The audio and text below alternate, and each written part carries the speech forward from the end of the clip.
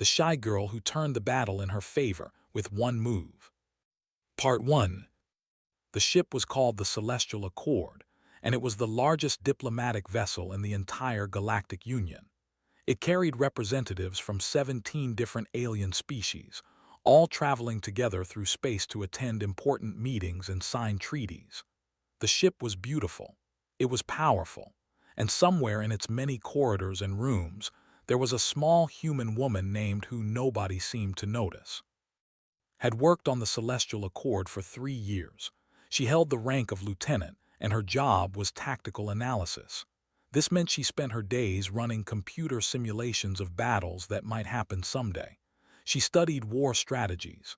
She wrote reports about military movements and fleet positions. She was very good at her job. The problem was that nobody cared. The alien species on the ship were impressive in ways that made humans seem small and unimportant. There were giant warriors who stood over 8 feet tall. Their bodies were covered in thick scales and their voices sounded like thunder. When I walked into a room, everyone noticed. There were beautiful silver-skinned beings who could talk anyone into anything. They were the best diplomats in the galaxy, and they knew it. They were cold and calculating. They had 4 eyes each, and could do complex mathematics in their heads faster than any computer. And then she was short, even by human standards. She had black hair that she kept tied back in a simple ponytail. She wore her uniform without any decorations or medals. She spoke quietly, and only when she had to. Most of the time, she preferred to listen. The security chief had given her a nickname. He called her Shadow Walker because she moved through the ship so silently that he sometimes forgot she was there. He did not mean it as a compliment.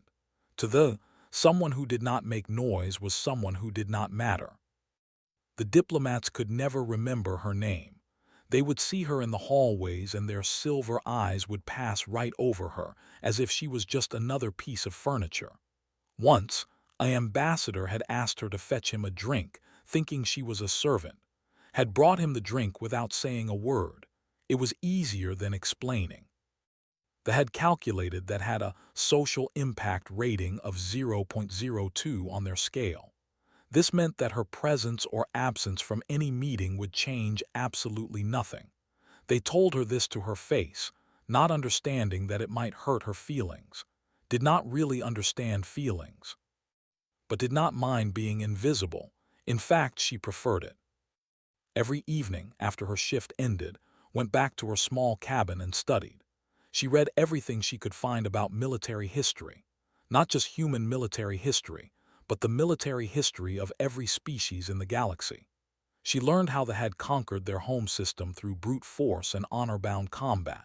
She learned how they had built their empire through manipulation and trade deals. She learned how they had defeated enemies by predicting their movements with mathematical precision. She also studied the enemies of the Galactic Union. The hegemony was the greatest threat the Union had ever faced. They were conquerors who believed that strength was the only thing that mattered. Their fleet was massive. Their weapons were powerful, and they were always looking for ways to weaken the Union. Read about battle tactics. She read about their commanders and their ships. She read about their laws and their culture. She even found ancient records from wars that happened hundreds of years ago, and she read those too. She did not know why she felt the need to learn all of this. She just knew that knowledge was power, even if no one else could see it. One night she found something interesting. It was an old document about something called the Mandates. These were military rules that they had created during a war against a species called the could jam communication signals, which meant ships could not talk to each other during battle. So they made a rule. Before any ship could fire its weapons, it had to have visual confirmation of the flagship. This meant they had to actually see their command ship with their own sensors before they could attack. It was a way to prevent confusion and friendly fire. Thought this was very interesting. The war against the had ended 300 years ago, but military traditions died hard. She wondered if the still followed this old rule. She saved the document and kept reading. On the day that everything changed, was in her small office running her 4,847th simulation. This one was about asymmetric warfare, which meant how a smaller force could defeat a larger one through clever tactics. She was deeply focused on her work when the alarm started screaming. Red lights flashed in the corridors. The ship shook as it dropped out of its faster-than-light travel, grabbed her console to steady herself and looked at her screen. What she saw made her blood run cold. 15 dreadnoughts had surrounded the Celestial Accord. These were massive warships, each one capable of destroying a small planet. They had appeared out of nowhere, and they had the diplomatic vessel completely trapped. A voice came over the ship's communication system. It was harsh and cruel, speaking in the rough language of the "This is Admiral N of the Hegemony. You are surrounded. Surrender all Union delegates immediately, or we will tear your ship apart piece by piece. You have 1 hour to comply." The message ended. The silence that followed was worse than the alarm had been. Stood in her small office, her heart pounding in her chest. She looked at her screen, at all the simulations she had run and all the data she had collected. She thought about the mandates and the sensor weaknesses she had noticed in formations. She thought about an old star chart she had found that showed a hidden hyperspace route that nobody used anymore. And slowly, very slowly, an idea began to form in her mind. She picked up her and started walking toward the bridge. For the first time in 3 years, was going to make herself noticed. The shy girl who turned the battle in her favor with one move. Part 2. The bridge of the Celestial Accord was in chaos. Officers ran from station to station, shouting information and orders. The main showed the terrible sight of 15 dreadnoughts hanging in space like hungry predators waiting for their prey. Captain stood in the center of it all, her face calm but her eyes full of worry. She was a veteran of many difficult situations, but this was something new. The Celestial Accord was a diplomatic ship, not a warship. It had shields and weapons, yes, but nothing that could stand against the firepower surrounding them. Their escort fleet of 5 small frigates had already been destroyed in the first minutes of the ambush. They were alone. The council chamber filled quickly. Every important person on the ship came to discuss what to do. The security chief, a massive warrior named Al, slammed his fist on the table hard enough to crack its surface. "We fight," he growled. "We die with honor, this is the way." The chief diplomat, a graceful being named, shook her silver head. "Fighting is pointless. We must negotiate. They want something from us. We find out what it is and we give them something else. This is how problems are solved." "They want our surrender," Captain said. "They want to parade Union diplomats through their capital as proof of their power. There is nothing we can offer that they would accept instead."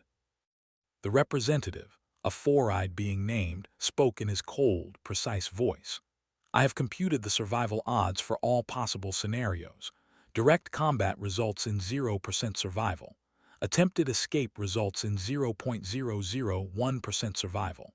Negotiation results in 0.003% survival. The logical conclusion is that we are already dead. I recommend we spend our remaining time composing appropriate death statements." Several beings in the room began to cry. Others started praying to their various gods. The security chief looked like he wanted to hit something, but there was nothing to hit that would help. Captain raised her hand for silence. "We have time. 1 hour, let us think. There must be something we can do." But nobody had any ideas. The minutes ticked by slowly. People suggested plans that were immediately shown to be impossible. Someone wanted to ram the enemy flagship, but the Accord was too slow to get close before being destroyed. Someone else wanted to send a distress signal, but they were too far from any Union fleet for help to arrive in time. A young officer suggested hiding in an asteroid field, but there were no asteroids nearby. The room grew quieter and more hopeless with each passing minute. Outside the viewports, the dreadnoughts waited patiently. They knew they had won. They were just waiting for the Accord to accept it. In the far corner of the council chamber, sitting in a chair that was slightly hidden behind a support pillar, worked on her. Her fingers moved quickly across the screen as she pulled up data and ran calculations. Nobody paid any attention to her. They never did. She had been studying the formation since the moment she reached the bridge. It was a standard encirclement pattern, designed to cover all possible escape routes with overlapping fields of fire. But notice something that others might have missed. The pattern was designed to maximize weapon coverage.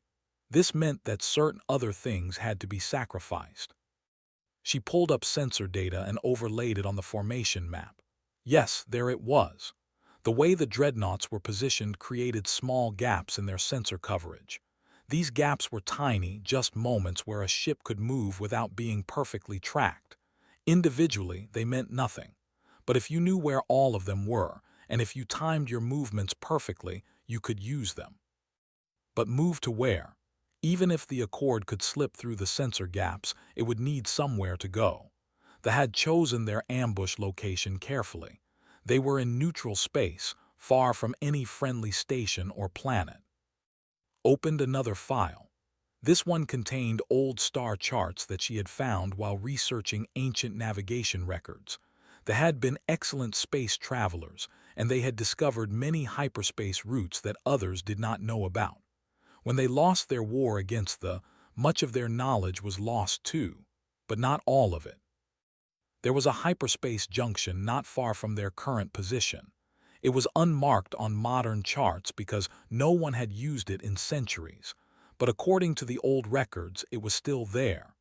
Space did not change much over a few hundred years.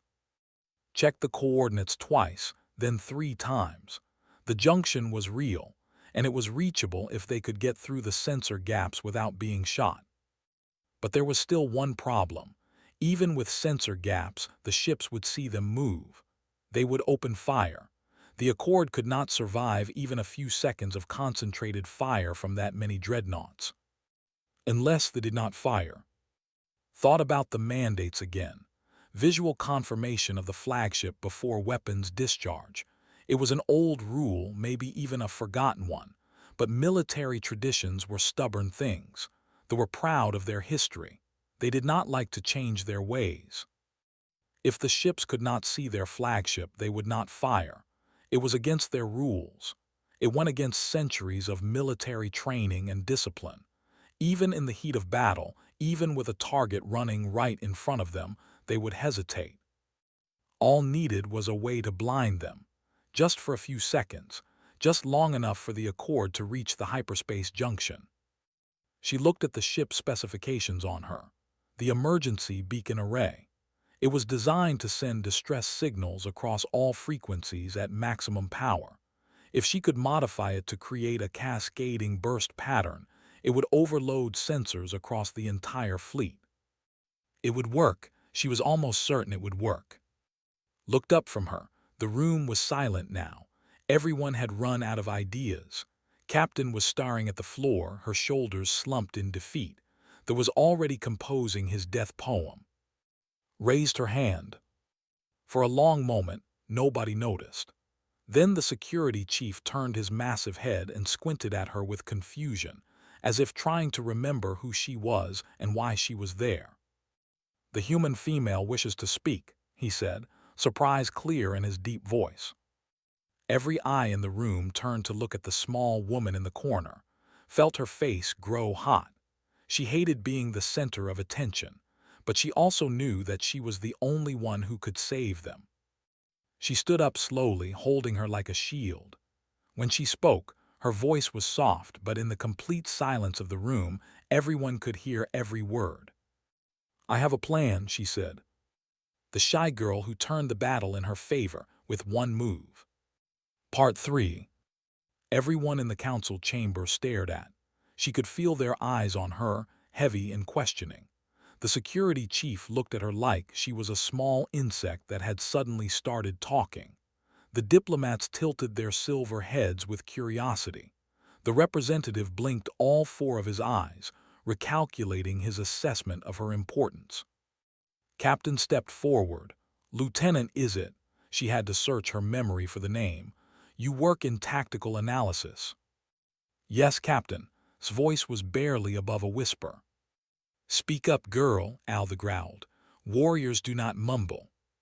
Swallowed hard, she was not a warrior. She was not brave or strong or impressive. She was just a quiet woman who liked to read and study. But right now, she was the only person in the room who had a solution. She forced herself to speak louder. "The formation has a weakness. Actually, it has several weaknesses, but one that we can use right now." She tapped her, and the main screen in the chamber lit up with her analysis. The 15 dreadnoughts appeared as red dots, with colored lines showing their sensor coverage. They are positioned to maximize their weapons coverage. This is standard doctrine, but because of this positioning, there are gaps in their sensor arrays. She highlighted the gaps on the screen. They were small, just tiny windows of space where the overlapping sensor fields did not quite meet. "These gaps are not large enough for us to hide in," she continued. "But they create moments where their tracking systems are less accurate. If we time our movements correctly, we can use these gaps to reduce their targeting efficiency by approximately 40%. The representative leaned forward. 40% reduction is insufficient. They would still destroy us within seconds of opening fire." "Yes," agreed. "Which is why we need to make sure they do not open fire at all." A murmur went through the room. Captain raised an eyebrow. "Explain." Took a deep breath. This was the part that sounded crazy. "During my research on military history, I found documents about something called the mandates. These are old military rules that they created during their war against about 300 years ago. They could jam communications, so they made a rule that all ships must have visual confirmation of their flagship before they can fire their weapons." She brought up the old document on the screen. The text was translated into Union Standard. "This rule was created to prevent confusion and friendly fire during battles where communication was unreliable. The war ended centuries ago, but they are very proud of their military traditions. They do not change their rules easily." They spoke up. "You are saying that if their ships cannot see their flagship, they will not fire at us. That seems hard to believe." "Military discipline is a powerful thing," said. "These rules are not just suggestions. They are deeply built into training and culture. Breaking the mandates is considered a serious crime in their fleet. Officers who break them can be executed." Al made a rumbling sound in his chest. It took a moment to realize he was laughing. They tie their own hands with their traditions. This is amusing, but how do we blind them? Their sensors are strong. Switched the display to show the Celestial Accord's technical specifications. "Our ship has an emergency beacon array. It is designed to broadcast distress signals across all frequencies at maximum power. If we modify it to create a cascading burst pattern, jumping from frequency to frequency in rapid succession, it will overload their sensor systems." "For how long?" Captain asked. "Approximately 11 seconds. The room went silent. 11 seconds, that was not very long at all. "In 11 seconds, we can reach these coordinates." Highlighted a point on the star map that appeared to be empty space. "According to old navigation charts that I found in the historical archive, there is a hidden hyperspace junction here. It is uncharted on modern maps because it has not been used since they were destroyed. But hyperspace junctions do not disappear. The route should still be functional." The representative was working his own calculations. His 4 eyes moved rapidly as he processed the data. "The charts are unreliable. The probability of this junction existing and being functional is approximately 62%. "That is better than 0%, said quietly. Paused, he blinked all 4 eyes again. "This is accurate." Captain walked closer to the main screen, studying the plan that had laid out. Sensor gaps, beacon modification, hidden hyperspace junction, old military rules that might force the enemy to hesitate. It was not a perfect plan. It was full of assumptions and risks, but it was a plan and it was better than anything else they had. "How do you know all of this?" the captain asked. "The charts, the military codes, the sensor analysis. This is not standard tactical work." Felt her face grow warm. "I read a lot," she said. "In the evenings after my shift, I like to study things." "You like to study things," Captain repeated. A small smile appeared on her face. "Lieutenant, you may have just saved 17 species worth of diplomats by liking to study things." "The plan is not certain," said quickly. "There are many things that could go wrong. They might have updated their protocols. The hyperspace junction might be collapsed. The beacon modification might not work as expected." "But it is a chance," the captain said, "and a chance is more than we had 5 minutes ago." She turned to face the room. "We will proceed with Lieutenant's plan. Chief Engineer, begin modifications to the beacon array. Helm, calculate a course to these coordinates that uses the sensor gaps Lieutenant has identified. All stations, prepare for emergency maneuvers." Officers began moving, finally having something to do besides wait for death. The room filled with activity and purpose. People were talking, planning, hopping again. Stood in the middle of it all, feeling strange. For 3 years she had been invisible. Now everyone was following her plan. It was terrifying. What if she was wrong? What if her research had missed something important? What if they had changed their rules and she just did not know about it? A heavy hand landed on her shoulder. She looked up to see Al looking down at her with his yellow eyes. "Shadow Walker," he said, using her nickname. But this time it did not sound like an insult. "Today you are not a shadow. Today you are a blade in the dark. I underestimated you. This is not a mistake I will make again." Did not know what to say, so she just nodded. They walked away to prepare his security teams for whatever might happen next. Captain appeared at side. "I want you on the bridge during the escape attempt. You know this plan better than anyone. You will guide us through." Stomach dropped.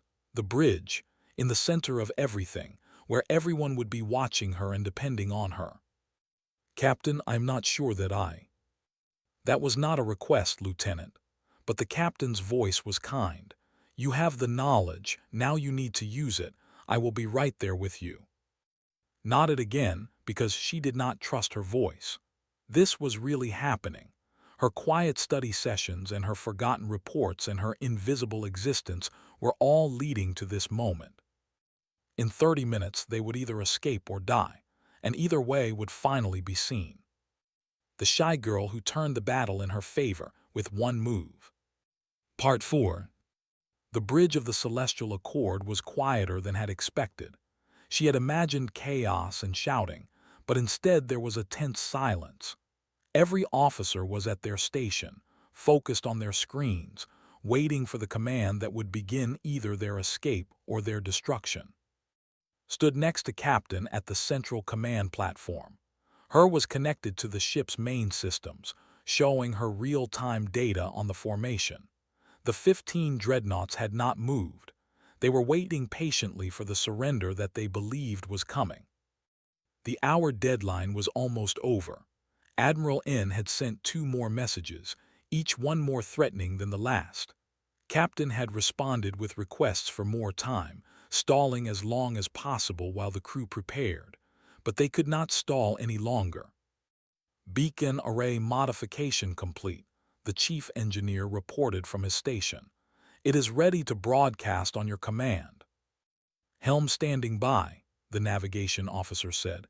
"Course to the target coordinates is programmed. Sensor gap timing is loaded into the autopilot." Captain looked at, "Lieutenant, this is your plan. Are you ready?" His hands were shaking. She pressed them against her to hide the trembling. Every eye on the bridge was watching her. The weight of 17 species worth of lives pressed down on her shoulders. If she was wrong about any part of this, they would all die. But she had checked her calculations 100 times. She had studied the formation from every angle. She had read every piece of data she could find. She had done everything possible to prepare. "I am ready," she said. Her voice was small, but it did not shake. "Then begin," Captain said. Tapped her activate beacon array, cascading frequency pattern, maximum power. The ship hummed as the emergency beacon came to life. Instead of broadcasting a simple distress signal, it began screaming across every frequency at once. The signal jumped from one wavelength to another so fast that no sensor system could track it. It was like a bright light flashing directly into the eyes of the fleet. On her screen, watched the enemy ships react. Their sensor readings became confused and jumbled. Warning indicators lit up across their formations. For a few precious seconds, they were blind. "Enemy sensors are disrupted," the sensor officer reported. "They cannot target us accurately." "Helm, execute escape course now," Captain ordered. The Celestial Accord lurched forward.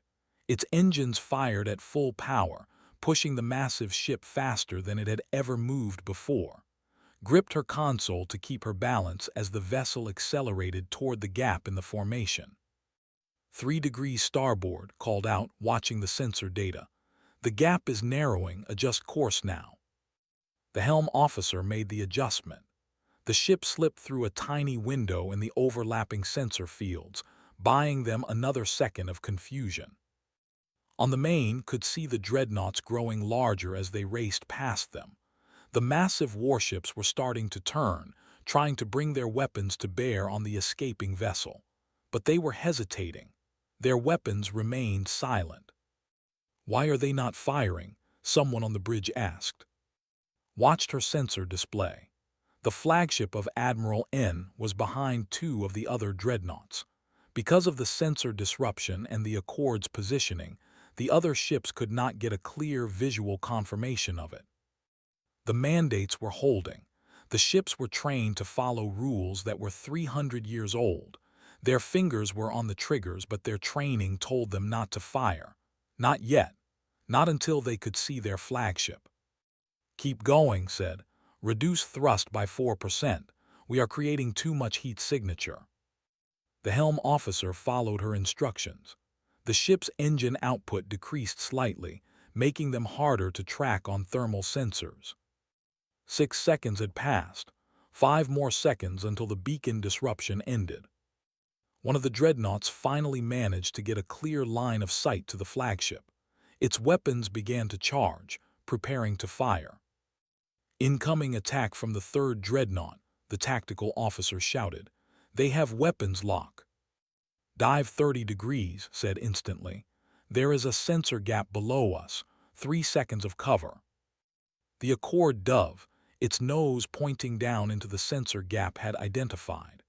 The shot passed through the space where they had been a moment before, missing by less than 100 meters. 8 seconds, 9 seconds. The hyperspace junction was close now. Could see it on her sensors, a ripple in space where the old route still existed. It was really there. Her research had been correct. 10 seconds, she counted. Beacon disruption ending in 1 second. Jump now, jump now. The helm officer activated the hyperspace drive. The engine screamed. Space twisted around them. The last thing saw on there was Admiral N's dreadnoughts finally opening fire. Hundreds of weapons discharged at once, filling the space with deadly energy. The shots were perfectly aimed at where the Celestial Accord had been. But the Accord was no longer there.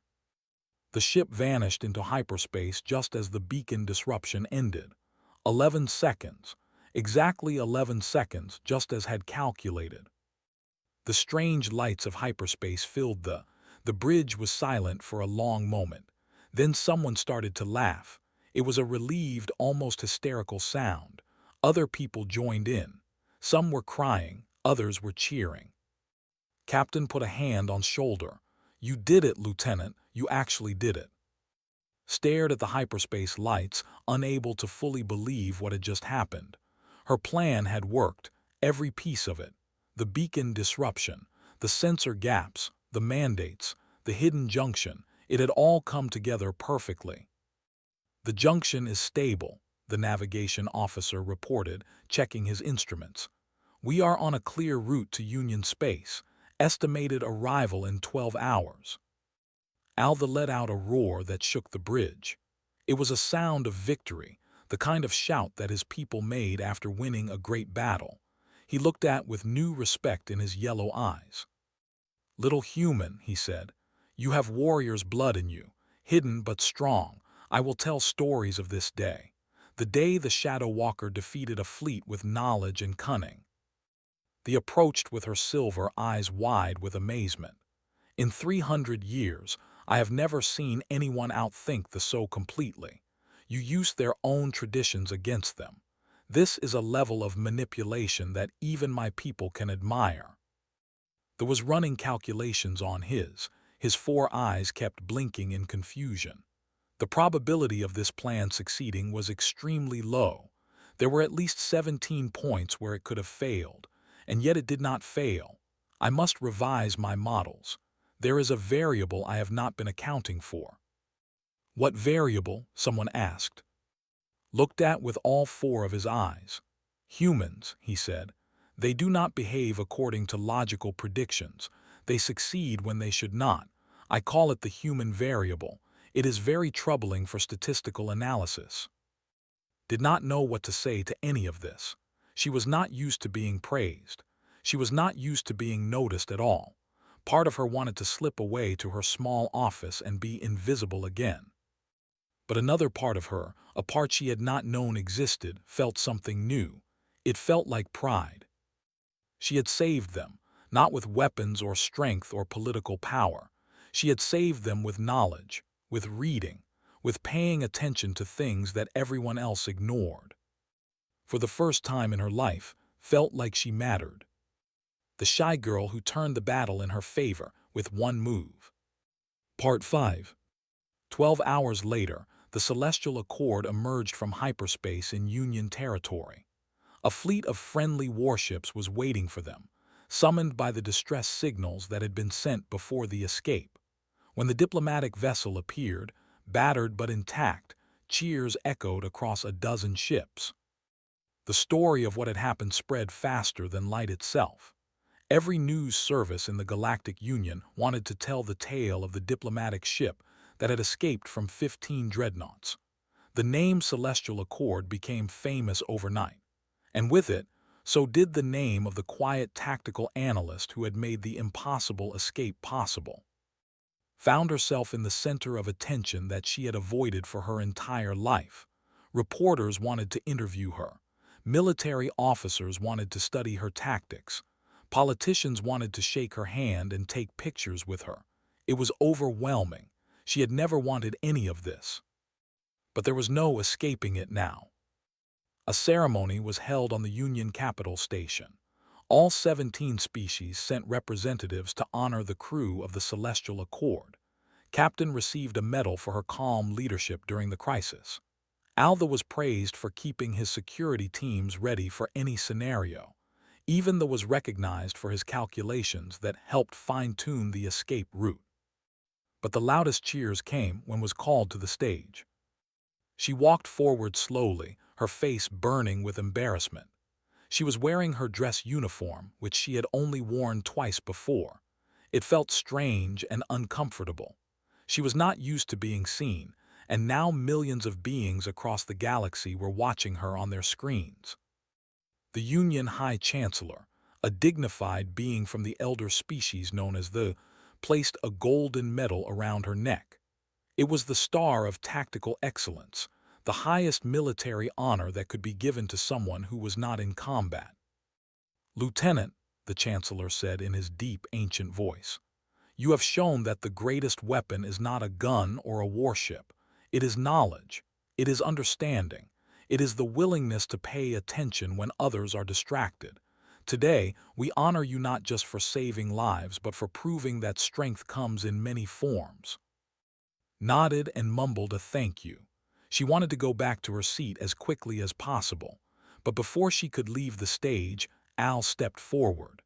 The massive warrior lifted her off the ground and placed her on his shoulder so that everyone in the hall could see her.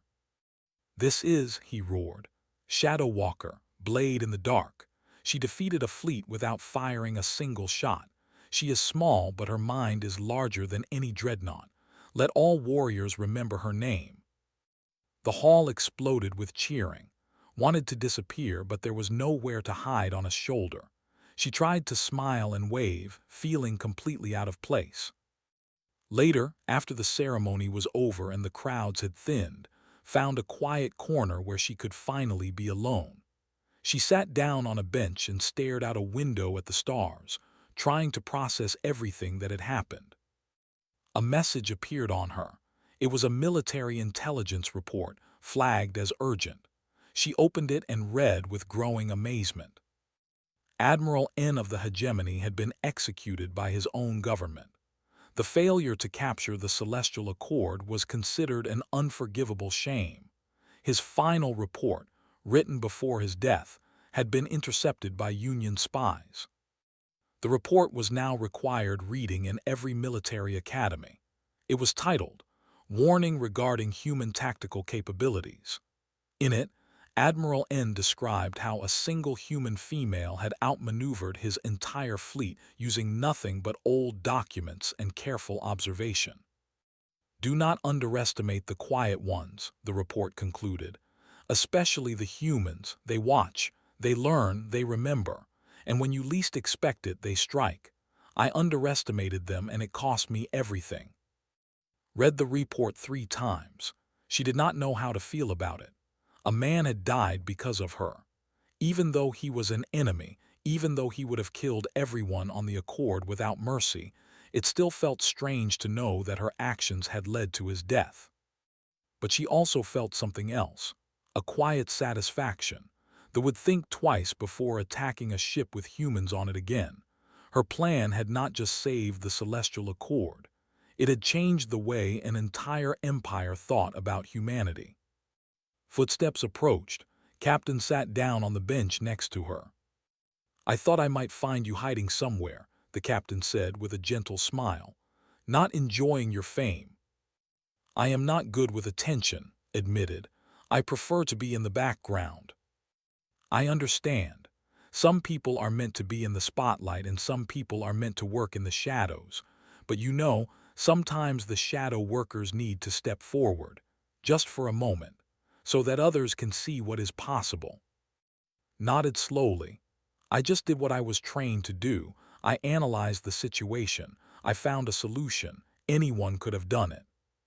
"But no one else did," Captain said. "Everyone else saw an impossible situation. You saw a puzzle that could be solved. That is not something anyone can do. That is your gift." They sat in silence for a while, watching the stars move slowly past the window.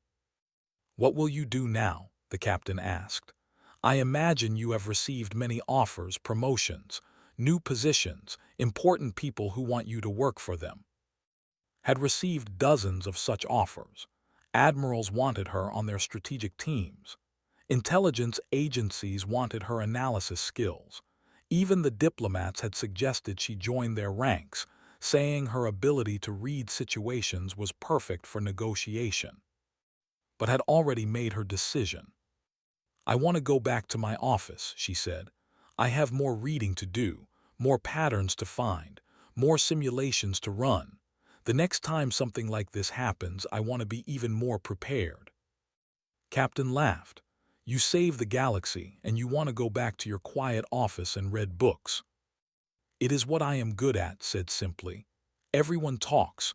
Nobody listens, but I listen, I watch, I remember, and when it matters, I am ready."